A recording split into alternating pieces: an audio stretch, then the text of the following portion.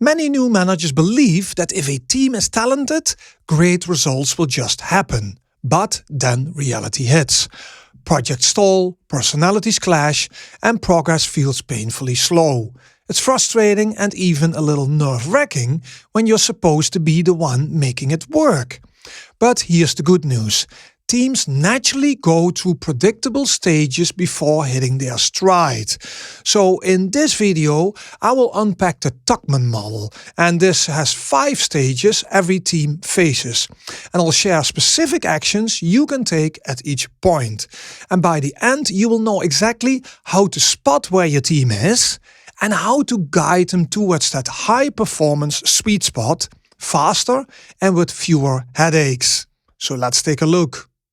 Alright, let's talk a little bit more about building effective teams. So understanding and using the Tuckman team development model. So when you start out as a manager of a team, you might inherit a team that is fully functional and doing very well. But most of the time, the team will be in development. So I think it's important to know more about how teams develop. So what exactly is team development? In a nutshell, it is the process of learning to work together as a cohesive unit. So think about it. Every time you bring together a new group of people to work on a project, they have to figure out how to communicate effectively, set goals, and collaborate smoothly. And that's what we call team development. And let me tell you, depending on the personalities in the mix, it can be a cakewalk or a wild ride. But by understanding the stages of team development, you can help your team to navigate challenges and keep moving forward. It's all about transforming a group of individuals into a well-oiled machine, working together towards a common goal. A student in my class recently asked, what are the common challenges teams face when they're just starting out? That's a great question, right? To answer that, I like to use the Tuckman model of group development. It breaks down the phases teams go through as they learn to work together. So the team development cycle is like a roadmap. So in an ideal world, the team would move through each stage linearly from forming, norming, to performing and adjourning. But we all know that life isn't always straightforward, and if circumstances change, teams can sometimes slide back to an earlier stage before pushing forward again. The key is to recognize where your team is at and provide the support they need to keep growing and improving. Now, let's break down each stage a bit more.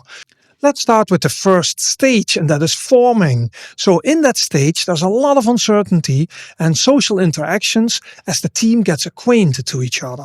Also at that stage, they have to figure out goals, roles, and how to start working together.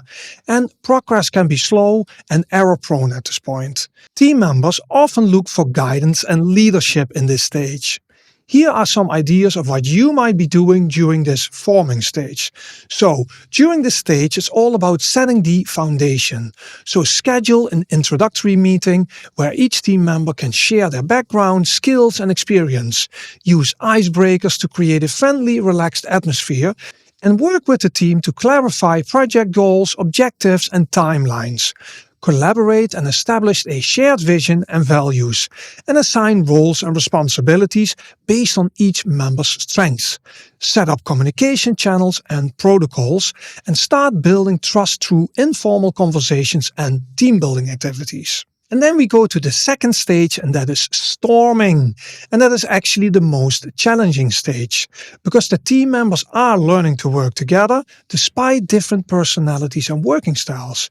Subgroups and informal leaders may emerge, leading to conflicts, and productivity can stagnate or even decrease during this stage. So it's crucial to resolve issues now to avoid long-term problems. So what can you do in this stage? So when conflicts arises, it's crucial to address them head-on. Encourage open discussion and active listening. Facilitate discussions to uncover the root cause of disagreements and help the team find common ground and develop solutions that benefits everyone. Establish clear conflict resolution processes and make sure everyone understands them. If necessary, bring in an impartial mediator to help navigate particularly challenging situations. And throughout the stage, maintain a focus on the team's goals and help them to stay on track. Then we go to the third stage, and that is the norming stage. So the team starts to find its groove and develop a sense of unity. Work practices become standardized and roles solidify. Productivity reaches its highest point since the beginning of the cycle. So the unity is still fragile and new issues can send the team back to storming. So what can you do in this stage? As the team starts to gel, it's time to reinforce positive behaviors and address any lingering issues. So recognize and reward successful collaboration and individual contributions, and encourage the team to take ownership of their work and make decisions together. And if you notice any team members struggling, provide coaching and support to help them adapt to their new roles. Regularly check in with the team to gauge their progress and identify areas for improvement. Keep communication lines open and ensure everyone feels heard and valued. Then we go to the next stage, and that is performing. And this is the golden age of teamwork. The team is mature, unified, and consistently producing great results. New issues are handled constructively and don't threaten performance. Clear structures, shared goals, and steady outcomes are the hallmarks of this stage. So what can you do in this stage? Keep your high-performing team engaged and motivated. Look for opportunities to challenge them with new tasks or responsibility, and encourage them to share knowledge and skills with each other through, for example, cross-training or mentoring. And regularly solicit feedback and ideas from the team on how to optimize processes and improve results. Celebrate successes and milestones together and make sure everyone feels appreciated for their hard work. Keep an eye out for any signs of complacency or burnout and proactively address any issues that arise. And then we go to the last stage, and that is adjourning. So all good things must come to an end, right? Any project, any organization, any team will come to the end in one form or the other. So this stage marks the conclusion of the team's work together. And it can be bittersweet, a time to reflect on success and growth, but also to say goodbye. Change is inevitable, and even small changes can send the team back to the beginning of the cycle. So what can you do in this stage? So as the project wraps up, take time to reflect on the team's journey and achievement.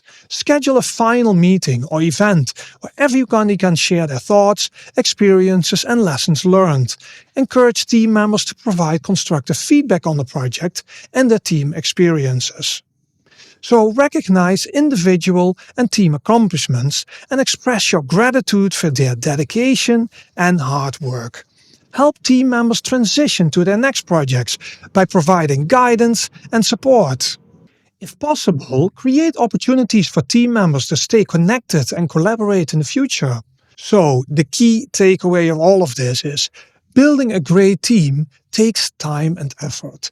And by understanding these stages, you can help your team navigate challenges, celebrate success, and ultimately reach that sweet spot of peak performance. So that's the theory, right?